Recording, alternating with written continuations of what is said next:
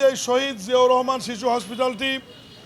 মাননীয় প্রধানমন্ত্রী জনাব তারেক রহমানের প্রত্যক্ষ এবং পরোক্ষভাবে উনি 2001-2 সাল থেকে কাজ শুরু করে 2005 সালে সমাপ্ত করে এটা চালুর প্রক্রিয়া শুরু করেছিলেন। পরবর্তী সময়ে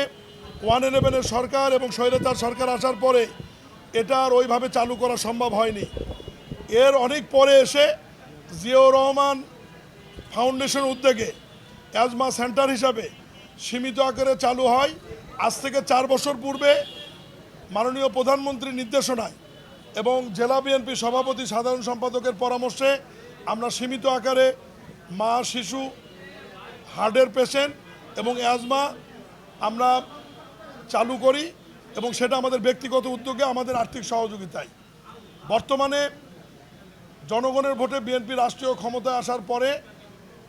বগুড়া শহীদ জিয়াউর রহমান শিশু হসপিটাল,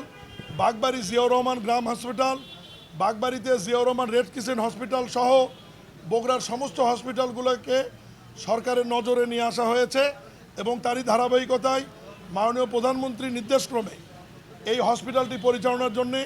একটি পরিচালনা কমিটি করে দিয়েছেন স্বাস্থ্য মন্ত্রণালয়,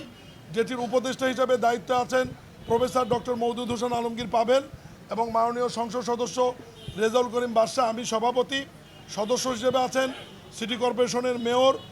ডাক্তার শাহজাহান, ডাক্তার রোজ, ডাক্তার ইউনুস, মাননীয় এমপি মোশাররফ হোসেন, মাফতুন আহমেদ খান রুবেল এবং চেম্বারের একজন প্রতিনিধি। আজকে আমরা প্রথম মিটিং করলাম এবং প্রথম মিটিংয়ের সিদ্ধান্ত অনুযায়ী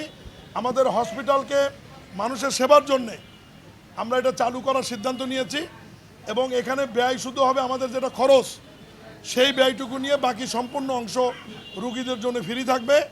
এবং এটা আনুষ্ঠানিকতা যাত্রা যদি সব ঠিক থাকে আগামী 18 জুন বাংলাদেশের প্রখ্যাত চিকিৎসক সমাজসেবক ডাক্তার জুবাইদুর রহমানের জন্মদিন উপলক্ষে ওই দিন থেকে এখানে মা শিশু এবং হার্টের পেশেন্টের জন্যে এবং অ্যাজমা রুগীদের জন্যে চিকিৎসা কার্যক্রম চালুর একটা প্রাথমিক সিদ্ধান্ত আমরা নিয়েছি। সব ঠিক থাকতে আল্লাহর রহমতে ওই দিন এটা আমরা আনুষ্ঠানিকভাবে এর চিকিৎসা কার্যক্রম উদ্বোধন হবে ইনশাআল্লাহ, স্বল্প পরিসরে।